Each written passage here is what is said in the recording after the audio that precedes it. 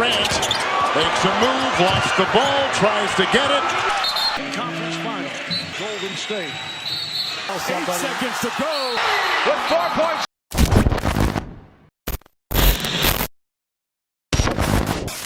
Let's get this out the way first. Referees in professional leagues like the NBA don't always make the correct calls. And I know this may not be a shocker to some of you, but it's true. To be fair, being an NBA referee is no mean feat. With so many bodies and all those rules to bear in mind, it's human nature to make a mistake here and there. However, nothing is worse than a game being so terribly officiated that it literally changes the entire outcome. Nevertheless, it's an inevitable part of a sport where referees are always subject to human error at the end of the day. And unless we get some sort of artificial intelligence in the future that we can officiate games to absolute perfection, no calls are here to stay.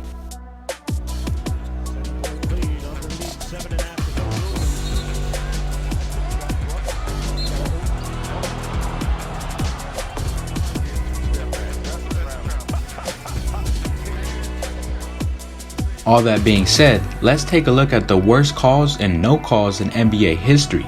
Amir Johnsons' double dribble.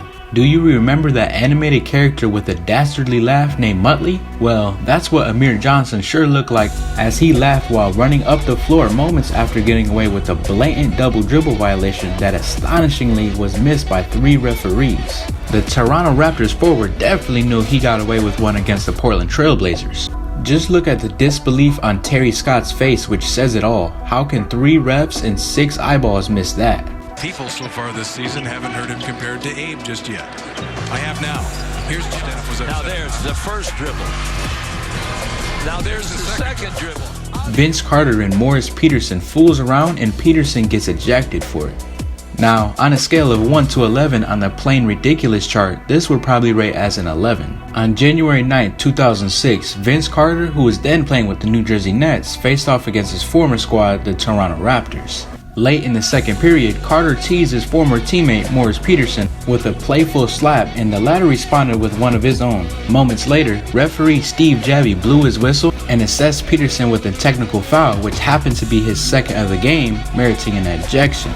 The call was so irregulous that even Carter tried to plead to Peterson's case, but to no avail. While the 2 players were obviously just fooling around to begin with, the officials apparently didn't like the move. In the end, it was just mindless to see Peterson get ejected for something so trivial. And I mean, this is tailor-made right now. And now what do we have? It's Peterson. And now Peterson, he has got to leave the court now or he's going to get fined big time. Vince Carter just... Oh, they were just fooling around. LeBron James travels before missing game-winning layup. Maybe it was his royal status in the NBA, or maybe the refs just swallowed their whistles on this play. What is certain is LeBron James clearly committed a traveling violation on this play as he took an extra step on the way to the basket. Nevertheless, when the referees couldn't judge the game fairly, the basketball gods stepped in as James actually blew the wide open layup. However, the King did redeem himself later on an incredible fadeaway 3-pointer to beat the buzzer and extend the game to overtime. Now, would the Wizards have won if they called the traveling? Maybe, but this no call gets a slight pass as the game could have gone either way. James weaving, driving, moving, and layup no good. He wanted, I know LeBron wants that playback. He might have got away with a walk there. Dragged his foot. Took an extra step there. Love, LeBron, and got it!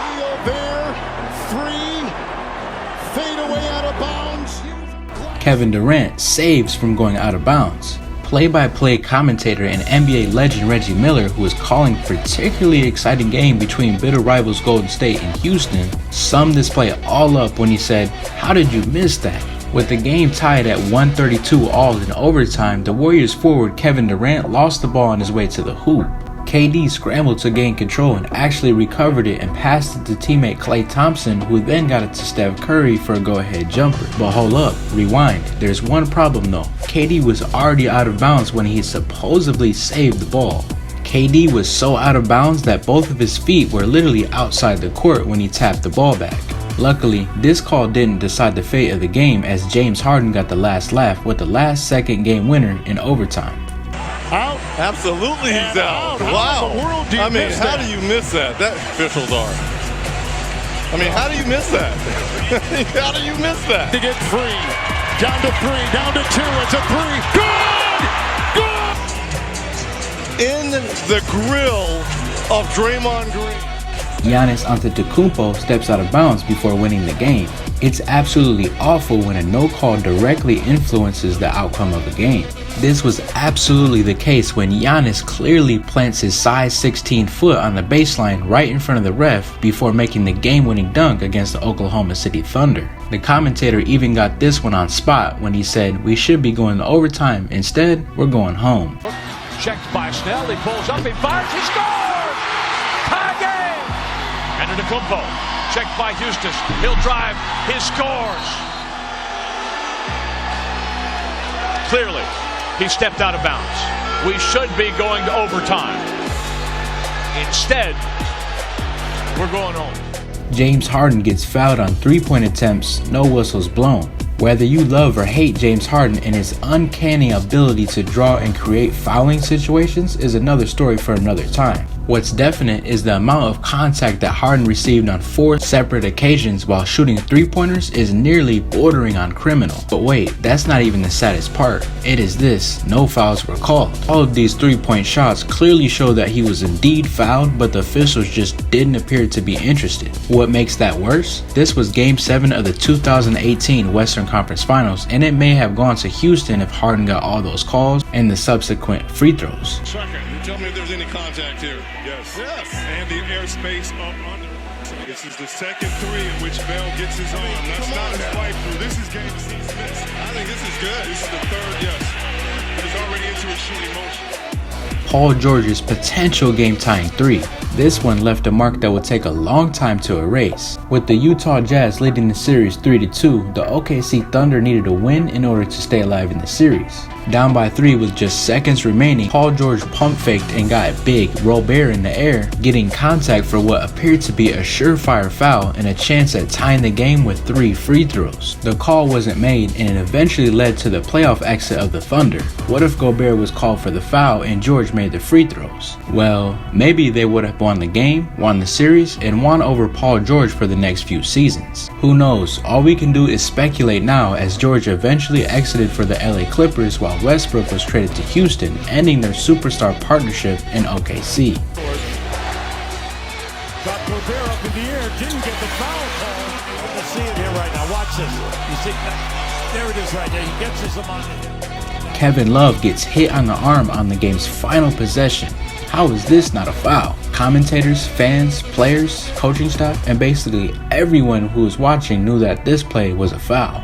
Not to discredit Sean Marion from the Dallas Mavericks, who was an above-average defender, but he clearly fouled Kevin Love on this potential game winner from the arc. Love could only chuckle at the afterthought that no call was made, in which it ultimately cost the Minnesota Timberwolves the game.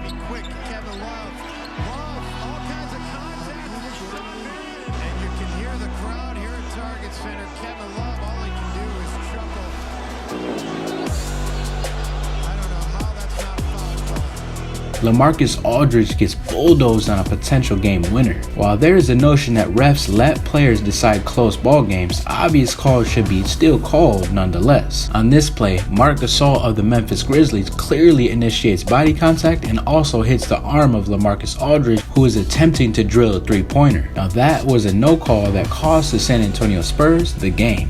What a shame. Aldridge. He got fouled.